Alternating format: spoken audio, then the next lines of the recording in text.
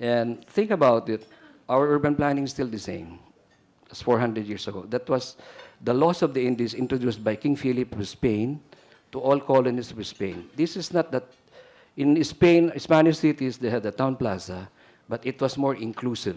The Plaza Mayor, surrounded by all income classes, but were the laws of the Indies, zoning by segregation. And by design, we are zoning by segregation. Exclude the poor, exclude the marginalized. So the nice, beautiful town plaza, it's good, but there are also downsides to it. Growth of Metro Manila, 1948, 1970, 2010, and 2020. I made a paper in Harvard, a term paper about Manila Megalopolis 2020. Even without planning from government, we'll have 20 million people in Megalopolis, Metro Manila, expanding to Calabarzon and Central Luzon, including Clark and Subic. And private sector, it's more towards the south. But government-led and private sector, because of Clark and Subic, is going northward. And 20 million people, I think that's a little less than the population of Australia and Canada today. In this limited, there are a lot of opportunities, but a lot of challenges also. And I propose creating sub-centers, satellite cities, as counter-magnets to the primacy of Metro Manila. A Harvard study in 2000 also, a graduate school of design of Harvard, Metro Manila was identified as the fastest growing metropolis in the world. 60 persons per hour, due mainly to in-migration. New Delhi is only 47 persons per hour. If I remember it right, London, Paris, New York, 5 persons per hour. And Moscow, negative 2 persons per hour. So this was a Harvard study in year 2000. And you can see here, nice pictures, nice postcards, but a photo essay of the informal settlers, informal sector of our society in the Philippines. They are not really beneficiaries of the fruits of development. Billboards, uglifying our city. When I was an urban planner in Dubai, there was a visual pollution fee. If you have a billboard, you pay every square inch because you're practically uglifying the city. So if only the political billboards, we charge them per square inch for uglifying the public realm. Pasig River, it used to be a very nice river. EDSA corridor, the American Corps of Engineers, before they left, 1945, they planned Metro Manila with like half a wheel, spokes of the wheel, radial roads, and ring roads, circumferential roads. And EDSA is circumferential road number 4, built in 1954, about 54 meters wide. And what happened there, it's not how to plan a city. You have 13 LRT stations surrounded by low-density gated communities and gated military camps. Elsewhere in the world, like Singapore, London, Paris, New York, Hong Kong, when you have a transit station, you do higher density development, so you have more people within walking distance. But the stations are segregated away from the riders by the gated low-density communities and gated military camps. That's why yesterday I was invited by the military to speak about the development potential for the military camps, which I told them they are now the wrong land use at the wrong place at the wrong time. They may have been the best land use 60 years ago. And it even encourages coup attempts. They're too near the office of the president. So we go now to the main topic that I was asked to talk on, disaster preparedness, and why prepare. I had visitors from Japan, engineers, members of the earthquake engineers, and they shared with us their experience with the tsunami. Fault lines, we're in the Pacific Ring of Fire, you know this. We have about 10 natural hazards from La Nina, El Nino, flooding, tsunami, typhoon, storm surges, earthquakes, landslides, ground subsidence, and volcanic eruptions. We also have man-made hazards, land accidents, oil spill, fire incidents, sea accidents, red tide, air accidents, civil strife, pollution, industrial accidents, and terrorism. Ondoy, some of us have seen Ondoy flooding. Like this one here, this is a waterway. And Laguna Lake Development Authority asked those settlers who built on the waterway. And they were told that they are not squatters because they paid the mayor 15,000 pesos for development rights and the air rights of the waterway. I did not put the name of the city anymore, and I might get another libel case. 1990, these are flood graphs. In 1919, the flooding in Metro Manila was 2 meters higher than Ondoy, 2 meters higher than 2 years ago. In 1970, the same Ondoy, and 1970, the same floods. So when the former president declared that it was an act of God, I came out to the media in the interview with me and I told them it was not an act of God, but a sin of omission of men and women in our country. So I was invited by Malacanang to explain my statement. Lessons from flooding. We may have to revisit the Daniel Burnham plan in 1905. The Americans hired Daniel Burnham to plan Manila and Baguio. Manila 1905, 1909 Chicago and Baguio. And he's an American architect planner, but his prescription for planning of Philippine cities, especially Metro Manila, was design Manila like Paris, Pasig River, River Seine, design Manila like Venice, the canals of Venice, the esteros of Metro Manila, and like Italy, the Bay of Naples, Manila Bay. That was, and we followed that plan while the Americans were here. And wide boulevards, open spaces, you live upstairs, you shop downstairs. You can see the plan of Manila, very similar to Paris. Metro Plan, 76-77, I work with British consultants, Halcrow, of London and Hong Kong.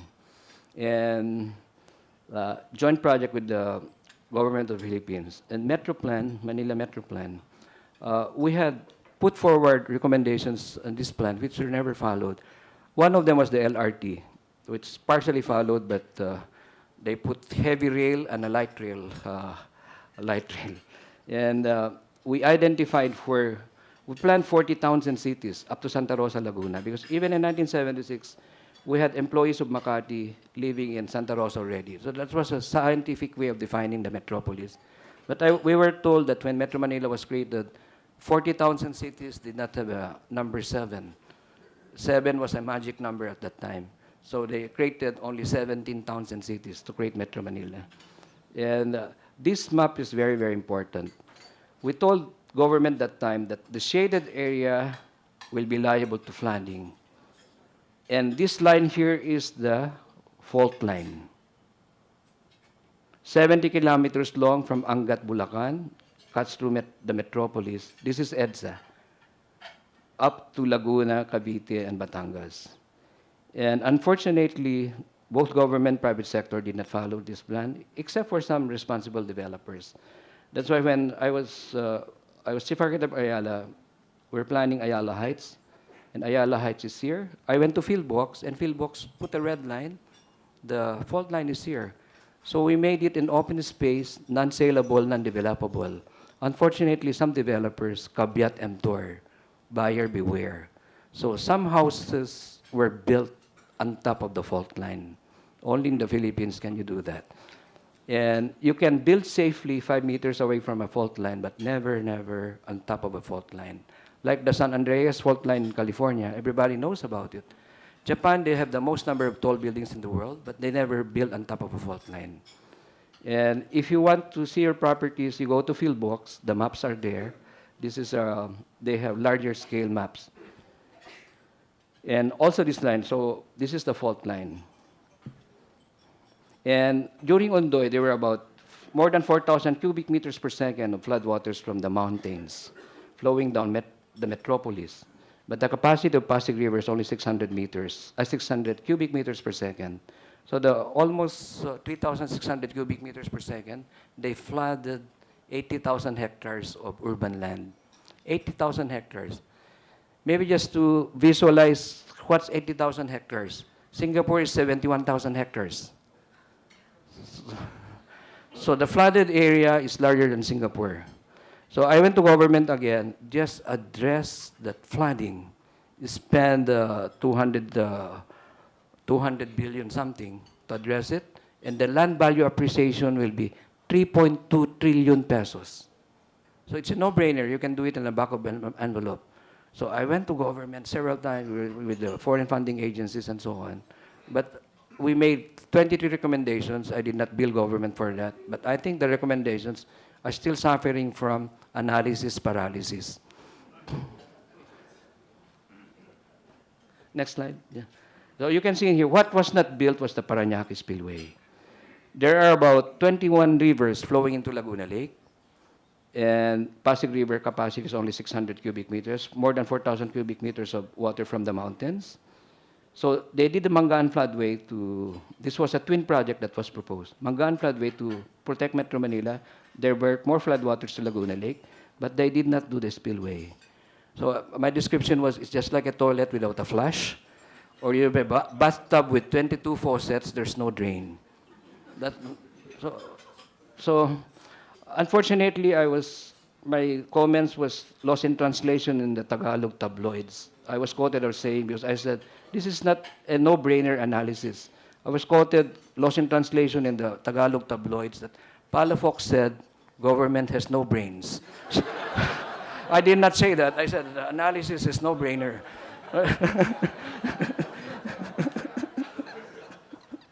So just look at the topography. We tried to do a perspective of the topography of Metro Manila. Elevation 0, Manila Bayfront. Then, as you come to Makati and the highlands of Quezon City, like Diliman, Ayala Heights, and so on, it goes about 30 meters high. Elevation 0, Manila Bay, to 30 meters high. Then it drops to the floor of Marikina Valley and the western shores of Laguna Lake. For about 6 kilometers long, it's a valley. Then it goes high to about 300 meters high to the Sierra Madre Mountains, 50 kilometers to the Pacific Ocean. So this is like a basin. So it's really a no-brainer analysis. It's really a basin. So 1970-77 Metro Plan, we gave that analysis and recommendation ready to government. So 35 years, nothing happened. And we told them the center of Metro Manila, 70% of the drainage is obsolete. 70%, as of 77. And the design criteria of public works for our drainage and flood control is only good for 25 years. Elsewhere in the world, it's 100 years. In the Netherlands, it's 500 years. And you have 70%. That's why I'm saying if there's another Ondoy, big typhoon, it can be worse because the mud that went into the drainage system, until now, they're not yet cleaned out. Next slide. Yeah, so the flood map of 1970, flood map of Ondoy, practically the same footprint of flooding. What needs to be done? We may have to do serious urban planning. We may have to, these are the 23 recommendations we put forward to the former president. What's to be done for the next 100 days from September 26? Then the rest of 2010, short term, medium term up to the end of this presidency, 2016, and by 2020. These recommendations are still being analyzed. 6 of our architects were also victims of the flooding. So the Monday after Ondoy, the morning, we had an informal design competition in our office, just quick and dirty sketches. And this came especially from our younger architects.